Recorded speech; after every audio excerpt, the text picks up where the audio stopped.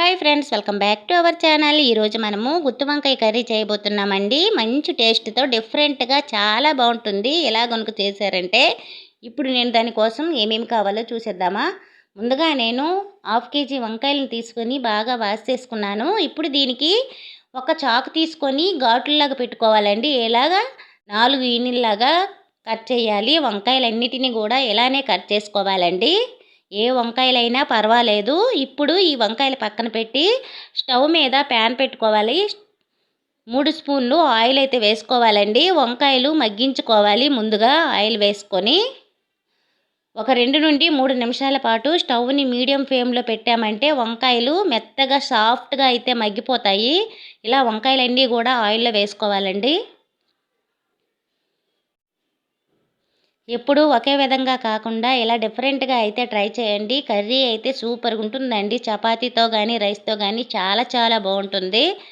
చూసారు కదా, మూత అయితే ఇలా పెట్టుకోవాలి, లేకపోతే పైకి తుల్లుతుందండి. ఈ వంకాయ వేసాం కదా, ఆయిల్ అయితే ఇలా రెండో వైపు కూడా టర్న్ చేసుకొని మళ్ళీ ఇంకో నిమిషం పాటు మూత పెట్టామంటే మెత్తగా అయితే వంకాయలు మగ్గిపోతాయి.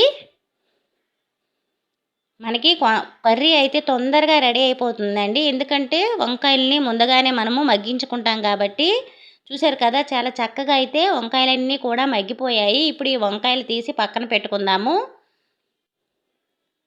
స్టవ్ మీద మళ్ళీ వేరే ప్యాన్ పెట్టుకొని పల్లీలు 2 స్పూన్లు పల్లీలు తీసుకోవాలండి. ఎందుకంటే మనము మసాలా తయారు చేయబోతున్నాము. 2 స్పూన్ల వరకు ధనియాలు తీసుకోవాలి. అలానే మీకు నువ్వులు ఉంటే నువ్వులైతే తీసుకోండి, చాలా బాగుంటాయండి. నువ్వులు ఇందులో వేస్తే టేస్ట్ అయితే సూపర్ ఉంటుంది వంకాయ కర్రీ. ఇవి కొంచెం ద్వారగా వేగిన తర్వాత దాల్చిన చెక్క చిన్నది, అలాగే 2 ఇలాచి, 3 లవంగాలు వేసుకోవాలి. అలానే 1/2 టీ స్పూన్ వరకు జీలకర్ర వేసుకొని ఇవి ద్వారగా వేగించుకోవాలండి. ఇవి వేగిన తర్వాత మనము దానిలో 3 నుండి 4 స్పూన్ల వరకు నువ్వులు వేసుకోవాలి. నువ్వులు కొంచెం ఎక్కువ వేసుకున్నా పర్వాలేదండి, టేస్ట్ బాగుంటుంది. ఇలా ద్వారగా వేగించుకోవాలండి. ఇవి వేగిన తర్వాత కొంచెం చల్లగా అయిన తర్వాత అప్పుడు మనం మిక్సీలో వేసుకుందాము. చూసారు కదా, నేను చల్లగా చేశాను. ఇప్పుడు మనము మిక్సీ జార్ తీసుకొని దీన్ని మెత్తగా పేస్ట్ లాగా పట్టుకోవాలండి. ఇలా మిక్సీలో వేసుకొని చూసారు కదా, ఇలా మెత్తగా పట్టుకోవాలి, పౌడర్ లాగా పట్టుకొని దీనిలో ఇప్పుడు 1/2 టీ స్పూన్ వరకు పసుపు వేసుకోవాలి. అలానే మనము రుచికి తగినంత మనం తిన్న దాన్ని బట్టి కారం అయితే యాడ్ చేసుకోవాలండి. నేను 1 స్పూన్ వేసుకున్నాను. అలానే వెల్లుల్లిపాయలు, ఒక పెద్ద ఆనియన్ ఒకటి వేసుకొని ఇప్పుడు మనము మెత్తగా గ్రైండ్ చేసుకోవాలి.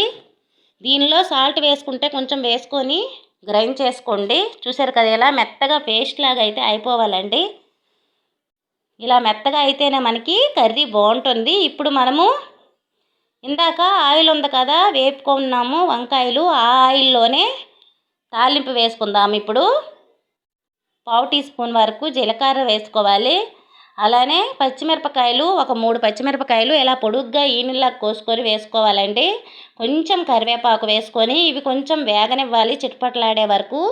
ఈ తాలింపు వేగితే కర్రీ అయితే మంచి రుచిగా ఉంటుంది. ఇప్పుడు ఇవి వేగిన తర్వాత మనము గ్రైండ్ చేసి పక్కన పెట్టుకున్నాం కదా పేస్టు, అది వేసుకోవాలండి. ఈ ఆయిల్లో వేసుకొని ఒక 3-4 నిమిషాల పాటు మనము మగ్గించుకోవాలి. ఈ ముద్ద ఆయిల్ పైకి తేలే వరకు మగ్గించుకోవాలండి, ఈ పేస్ట్ని పచ్చివాసన పోయే వరకు.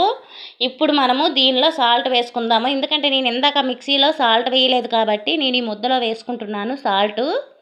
ఇలా వేసుకొని మొత్తం కలుపుకొని మనము ఇప్పుడు మూత పెట్టుకొని స్టవ్ని మీడియం ఫ్లేమ్లో పెట్టి బాగా ఉడికించుకోవాలండి, ఆయిల్ పైకి తేలే వరకు. చూసారు కదా, చక్కగా అయితే ఆయిల్ అయితే పైకి వచ్చింది.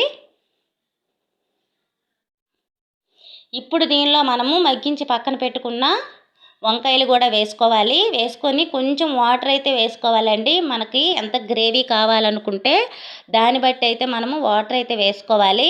నేను కొంచెం వాటర్ వేసుకున్నాను. అలాగే కొంచెం చింతపండు గుజ్జు వేసుకోవాలండి. దీనిలో నిమ్మకాయ సైజ్ అంతా చింతపండు గుజ్జు వేయడం వల్ల రుచి అయితే సూపర్ ఉంటుందండి. గుత్తి వంకాయ కర్రీలో కొంచెం చింతపండు రసం వేసామంటే ఆ టేస్టే వేరే లెవెల్లో ఉంటుంది.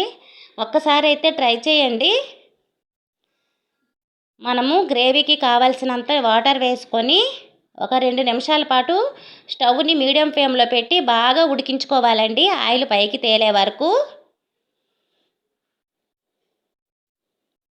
మీరు తప్పనిసరిగా ఒకసారి ట్రై చేయండి ఈ కూర. మీకు ఎలా వచ్చిందో నాకు కామెంట్ సెక్షన్లో అయితే తప్పనిసరిగా కామెంట్ చేయండి. చూసారు కదా ఆయిల్ ఎలా పైకి తేలిందో. ఇప్పుడు లాస్ట్లో మనము దీనిలో కొంచెం గరం మసాలా పౌడర్ కనుక వేసామంటే చాలా బాగుంటుందండి కూర అయితే. ఇప్పుడు మొత్తం ఒకసారి కలుపుకోవాలి. కలుపుకొని ఇంకో నిమిషం పాటు కానీ కూర ఉడికించుకున్నామంటే చాలా చాలా బాగుంటుంది. చపాతీతో అయితే సూపర్ ఉంటుందండి. అలాగే ఇప్పటి వరకు నా ఛానల్ ఎవరైతే సబ్స్క్రైబ్ చేయలేదో అందరూ కూడా సబ్స్క్రైబ్ చేసి పక్కనున్న బెల్ ఐకాన్ క్లిక్ చేయడం వల్ల నేను పెట్టే ప్రతి వీడియో మీకు నోటిఫికేషన్ ద్వారా వస్తుంది. చూసారు కదా చక్కగా అయితే వంకాయ అయితే ఉడికిపోయింది సాఫ్ట్గా. చూసారు కదా గ్రేవీ ఎంతగా వచ్చిందో. కూర అయితే రెడీ అయిపోయిందండి. Okay friends, thank you for watching. Bye bye.